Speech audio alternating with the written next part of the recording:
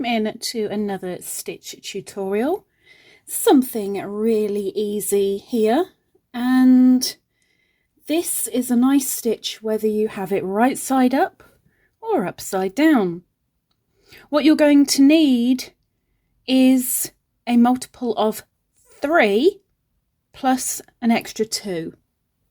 So 1, 2, 3, 4, 5, 6, 7, 8, 9, 10, 11, 12, 13, 14, 15, 16, 17, 18. That'll be long enough. And then add my 2. For the foundation row, second from the hook, you want to do a single crochet, and the rest of that foundation row is a single crochet all the way along. So if you do that, I'll meet you up at the end. Just going into the last one now. So now we have a row of single crochets. At the end, chain 1 and turn. Now at the bottom of the chain, in that very first space, in with your hook and do a slip stitch. And then in the same place, do a double crochet.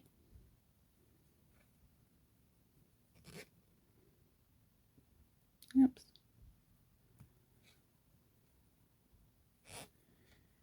And another double crochet, all in that same space. Skip 2 stitches, 1, 2, and in the third, slip stitch. And again, 2 double crochets. Now this is a 1 row repeat. So the row that we have here, we're just repeating over and over. Do another double crochet. And you're doing that right to the end.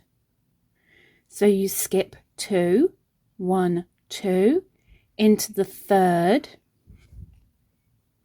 slip stitch and do a double crochet.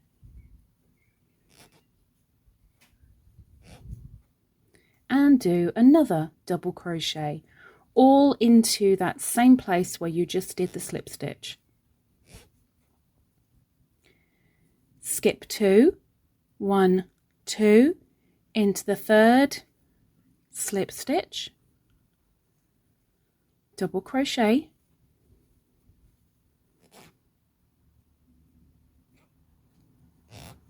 and a double crochet. This makes a lovely texture, perfect for a blanket, a scarf, a dishcloth, even a hat. Skip 2, 1, 2, slip stitch into the third, double crochet,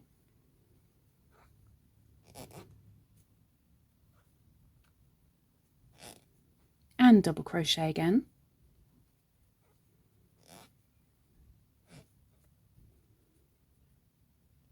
Skip 2, 1, 2, into the third, oops, slip stitch, then do a double crochet,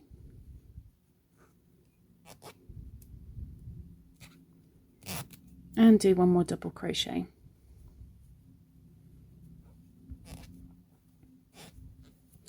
Now you'll notice that we have 3 left. 1, 2, and the one on the corner. Now because we need to skip 2, we'd be going straight into the corner, but we don't want to do this cluster of stitches on the corner. So instead, in the very last stitch, do a single crochet. From that single crochet, do a nice loose chain 1 and turn. Can you see those lovely clusters? I can see a beanie hair. Oh, she gets everywhere. Okay. So again, we're just repeating what we've done.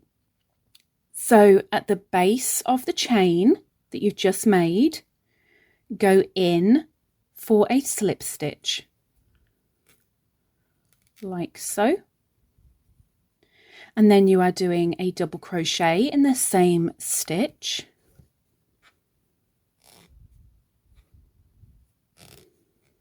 And again, another double crochet into the same stitch. And then you're probably going, well, where am I skipping to?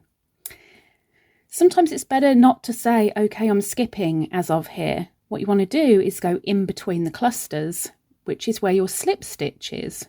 So we see this cluster here and this cluster here. If you go between, just there is the slip stitch. So that's where we're going to slip stitch next. So in we go for that slip stitch. Do a double crochet in the same stitch. And another double crochet in the same stitch.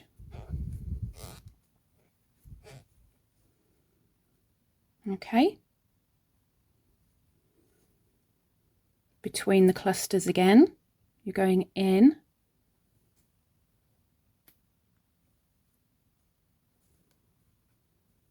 for a slip stitch, yarn over, in for a double crochet, yarn over and in for another double crochet. And I'm so sorry for those on headphones that are hearing the squeaking. I'm so sorry. It's very, very hot here, and heat, hands, metal, they don't go. So you just keep going along to the end of your row between the clusters for a slip stitch and 2 double crochets in each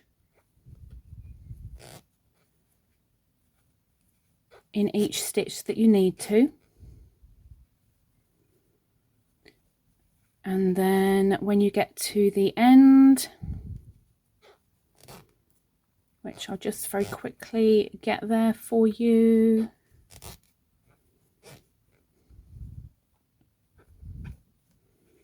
This is the last bunch of stitches in this row that we're doing.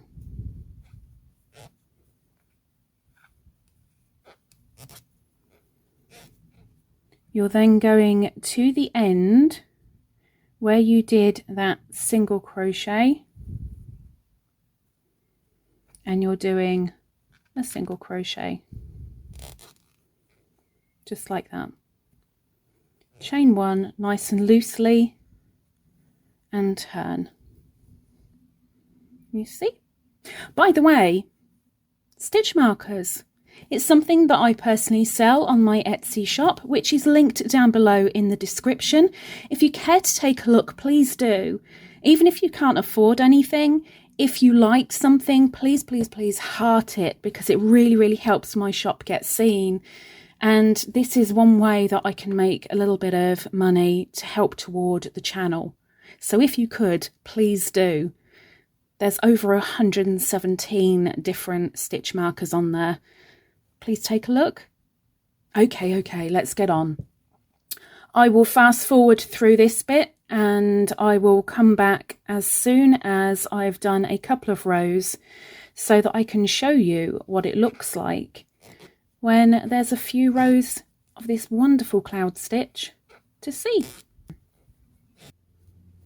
Okay, so just doing one more single crochet because I have finished off by doing a single crochet row just so it matches the bottom. I'll grab a hanky marker.